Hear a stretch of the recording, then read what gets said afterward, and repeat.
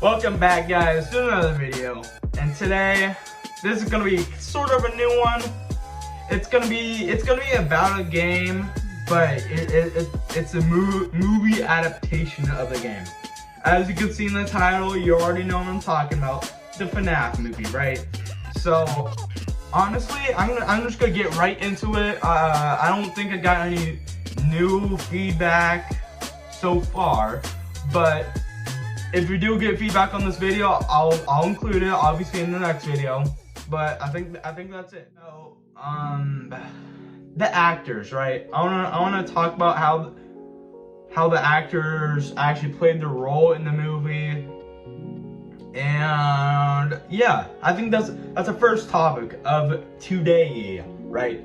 So let's talk about oh yeah, let's say spoilers ahead. Obviously there's gonna be spoilers of the movie if you haven't seen it yet, so just be aware of that. If you haven't seen it, I skip ahead to the ending when I rate the movie, so skip to right here if you haven't seen it. All right, thanks guys.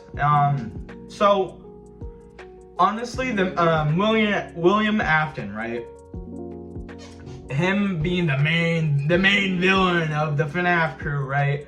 At least in the first movie, right? And I really liked how he was Shaggy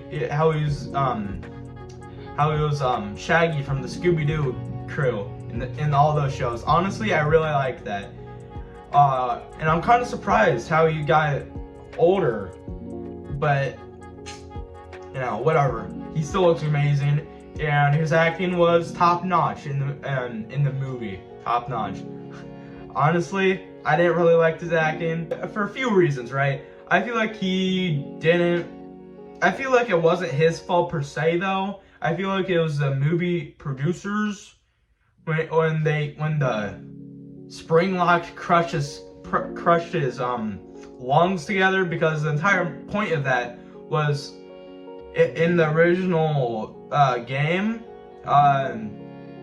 The spring lock was supposed to crush his lungs, crush his rib cage into his lungs, so the last thing he'd ever say was, "I'll always come back." But in the movie, he said that a little early, I'd say. But you know, no one's perfect. But hey, I don't know. I'm not an actor, right? So other than that, for his character, I think he did pretty well.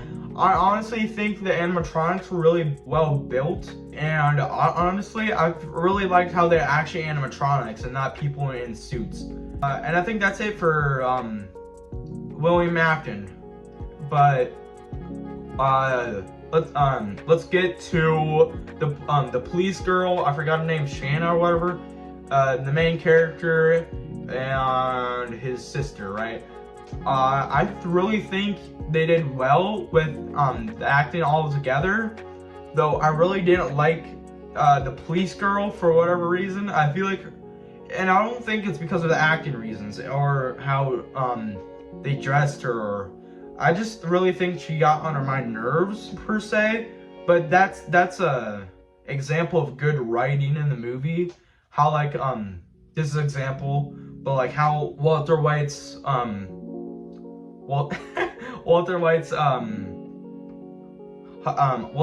wife was like super annoying to many people, but that's just showmanship for acting, and you can't really hate them as a person for that. And I honestly think her character was the best out of all the characters in the movie.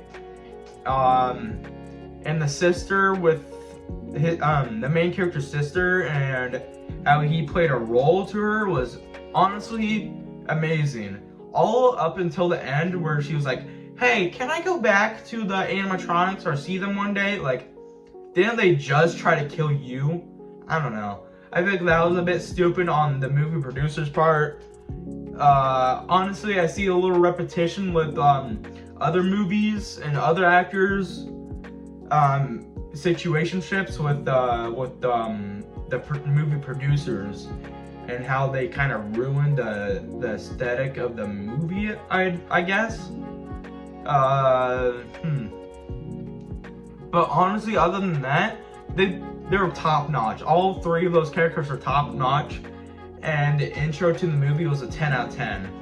But there's a few things with that which I didn't really like how it was a little slower than most, and how they introduced the Freddy's Pizzeria. Like, they could have done it a tiny bit better, but I'd still give it a 10 out of 10 in my opinion. So, the next topic, right? I think the setting where they were showing all of the main characters' nightmares and how it links up to William Afton somehow, some way, right? I feel like that was pretty amazing, and honestly, I don't have much to say about it because with the children and William Afton, I feel like that made sense in a weird way, I guess, but who knows, right? And how it was like a suburban neighborhood until they got to the abandoned FNAF Pizzeria. Like, why would you need a security guard for an abandoned building, right? Like, does that make any sense at all? Why would you need a security guard for an abandoned building? Like, even if it was like collectors or whatever the owner had to say about it. Like, I feel like they were just trying to set up people to get murdered, in my opinion, right? But other than that, I don't have much to say about anything else. So here's the interview of a friend of mine, and he said to censor his face out, so I'll be doing that. And yeah. Jump scares were pretty plenty.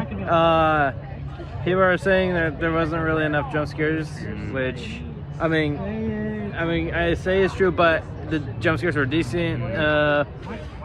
Yeah, it's pretty cool. And also it's not as accurate, like lore accurate, but it's accurate to. I mean, it's basically there for the timeline. It's just there. It's a movie. It's a movie adaptation. All right. You can't do that to people. That's how movies work. Yeah. Okay. Yeah. What would you rate it out of 10? I'd say I rate it at least like a 9 out of 10. Okay. Okay. That's it, guys. Thank you. You're in trouble. Are you challenging me?